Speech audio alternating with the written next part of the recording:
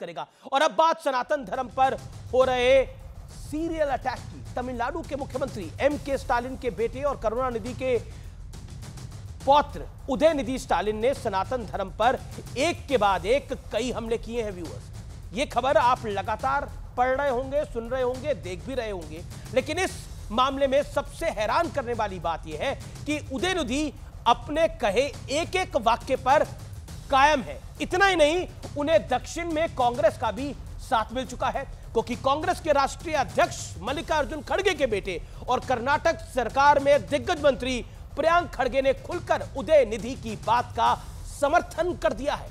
चलिए सबसे पहले मैं आपके सामने उदयनिधि और प्रियांक खड़गे के बयानों का रिकैप रख देता हूं।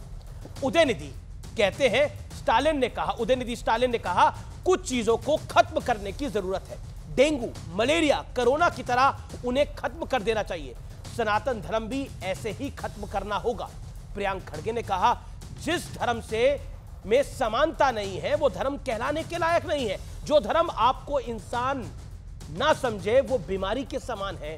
बीजेपी का सवाल है कि मुंबई में गठबंधन की बैठक के बाद क्या यह बयानबाजी एक बड़ी स्ट्रैटेजी का हिस्सा है इंडिया अलायंस की? खैर, ये तो राजनीति का विषय है, लेकिन मेरे लिए सनातन जीने और सांस लेने का विषय है। इसलिए मैं आज कुछ बेहद गंभीर तथ्य आपके सामने रखने जा रहा हूं। व्यूअर्स, 16 से 17 जुलाई को बेंगलुरु में इंडिया गठबंधन की दूसरी बैठक हुई थी, और इस बैठक के बाद अखिलेश यादव की पार्टी के बड़े नेता और उनके बेहद करीबी स्वामी प्रसाद मौर्य ने 30 जुलाई को कहा कि बौद्ध मठों को तोड़कर हिंदू मंदिर बनाए गए। स्वामी प्रसाद मौर्य ने बद्रीनाथ धाम को भी बौद्ध मठ बताने का दावा किया। इसके कुछ दिन बाद स्वामी प्रसाद मौर्य फिर सामने आए और कहा, हिंदू नाम का कोई धर्म नहीं है, यह तो सिर्फ धोखा है, यानी मेरा धर्म धोखा है।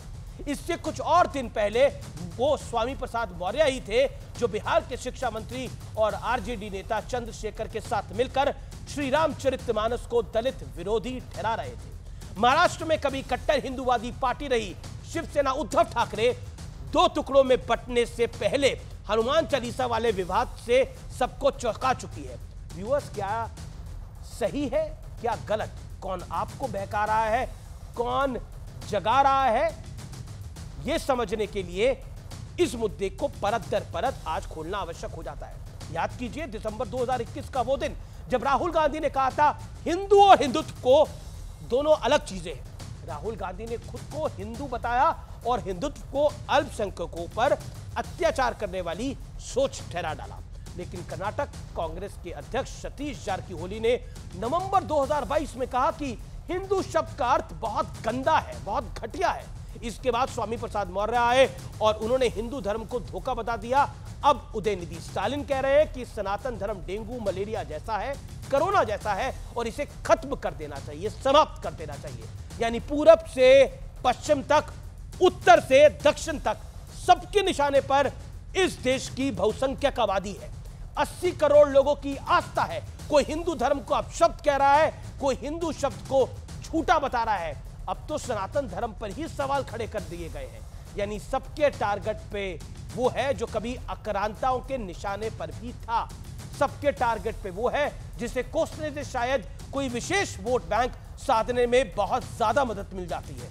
लेकिन ये सब लोग भूल गए जब इन्होंने चांद और सूरज में फर्क समझना भी नहीं शुरू किया था, तब सनातनियों ने नवग्रह की गणना शुरू कर दी थी। ये सब लोग भूल गए जब ये शायद हाथों से इशारे करने भी नहीं सीखे थे, तब सनातनियों ने जीरो का आविष्कार यानी शून्य का आविष्कार कर दिया था। ये सब भूल जाते हैं जब इन्होंने कलम के दर्शन भी नहीं किए थे, तब नालंदा में दुनिया का सबसे पहला विश्वविद्यालय बन चुका था। वोट के लिए कितना झूठ और फैलाया जाएगा? अरे जरा जाकर देखिए, सनातन धर्म से जुड़े 6000 साल पुराने साक्ष्य तो देश भर में बिना किसी खुदाई की जगह अवेलेबल है। फिर सोचिए ऐसे धर्म से की जड़ें कितनी गहरी होंगी। नमस्कार।